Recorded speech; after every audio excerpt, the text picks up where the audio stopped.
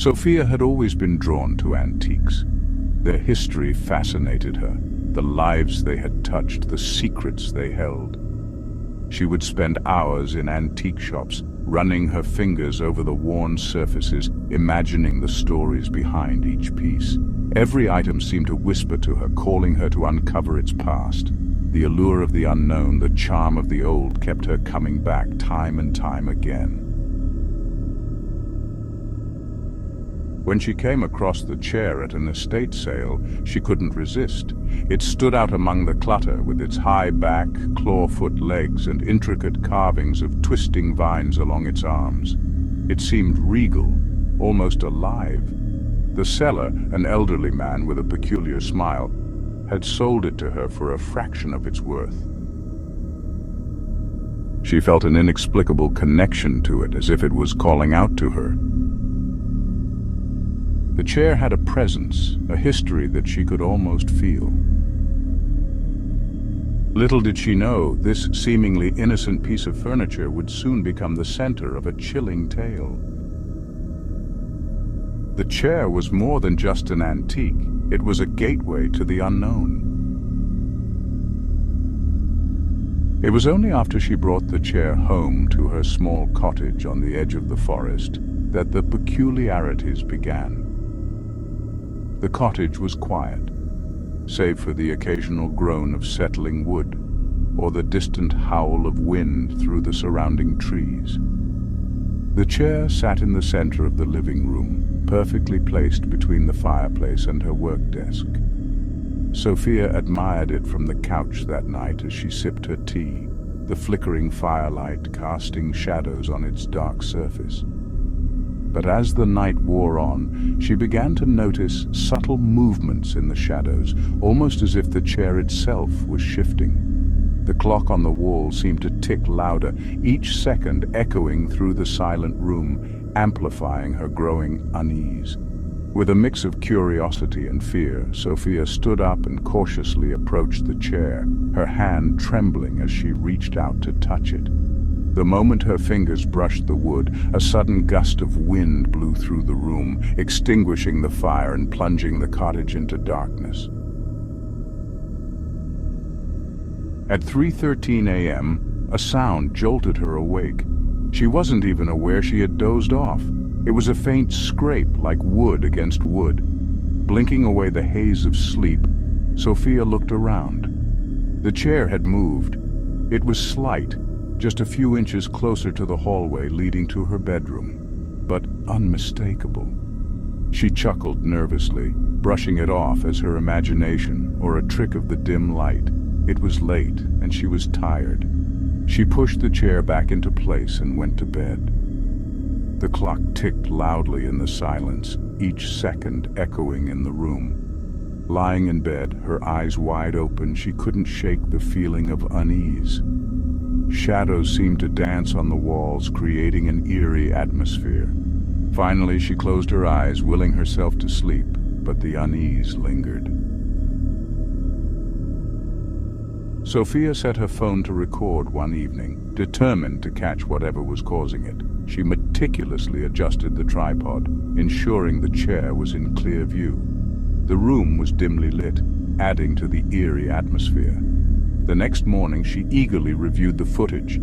At first, there was nothing.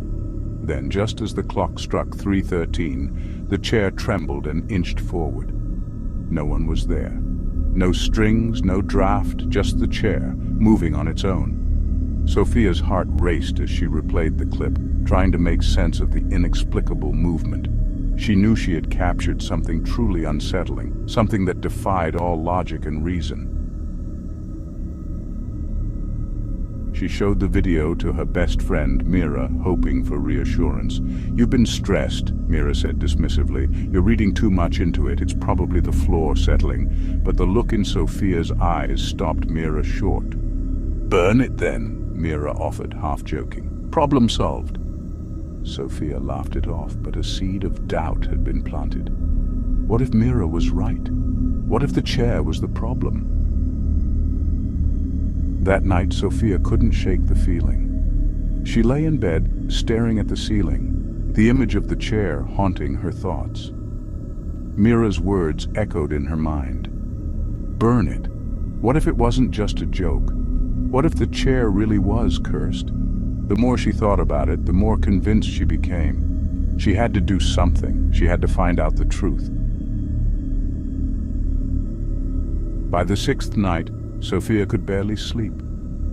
The whispers had started, soft at first, like the rustling of leaves. Then they grew more distinct, shaping words that made her blood run cold. Sophia? Her name echoed through the empty house, though it seemed to come from nowhere and everywhere at once.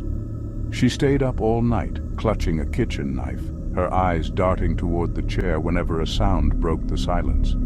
It seemed to mock her, standing as still as stone, yet full of menace.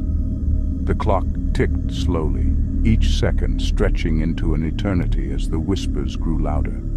Her hand trembled, and her eyes widened with fear, unable to escape the relentless whispers. Shadows danced on the walls, the chair casting a long dark shadow that seemed to move with a life of its own. Sophia's silhouette stood against the window, the moonlight casting an eerie glow as she waited for the dawn. The seventh night brought the final straw. At 3:13 a.m., Sophia heard a loud crash.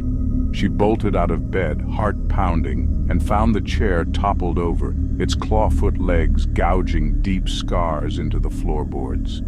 She reviewed the footage again. This time, the chair didn't just move. It seemed to writhe, as though something unseen were dragging it. Shadows danced around it, fleeting and human-shaped. One of the shadows turned toward the camera and the screen went black. Sophia called Mira the next day, her voice shaking. "It has to go. I'm serious this time." Mira arrived that evening, armed with matches and a canister of lighter fluid. Together, they dragged the chair into the backyard. It felt heavier than it should, as though it resisted their every effort. Once outside, they drenched it in the fluid and struck a match. The fire roared to life, engulfing the chair in bright orange flames.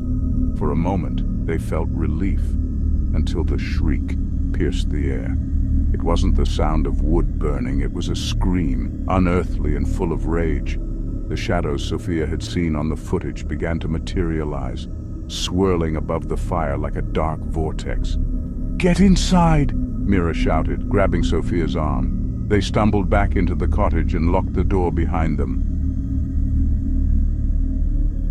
The air inside grew frigid. Frost spread across the windows and the lights flickered before plunging them into darkness.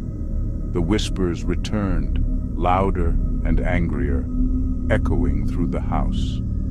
Sophia turned toward the living room, her breath visible in the icy air. The chair was back, whole, unscathed, and exactly where it had been before. Mira stared in disbelief, her hand tightening on Sophia's arm. The whispers crescendoed into a deafening roar. Sophia's vision blurred, her knees buckling as an unseen force seemed to pull her toward the chair. Mira screamed, grabbing her, but it was no use. Sophia collapsed into the chair, her eyes wide and unblinking. The room fell silent.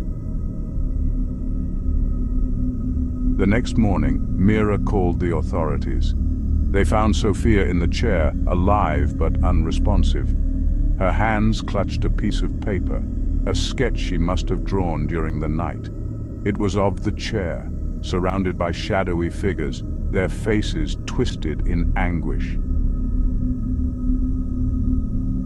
The house was put up for sale within the week. The chair remained, sitting silently in the living room as though waiting for its next victim. And every night, at 3:13 a.m., the whispers began again.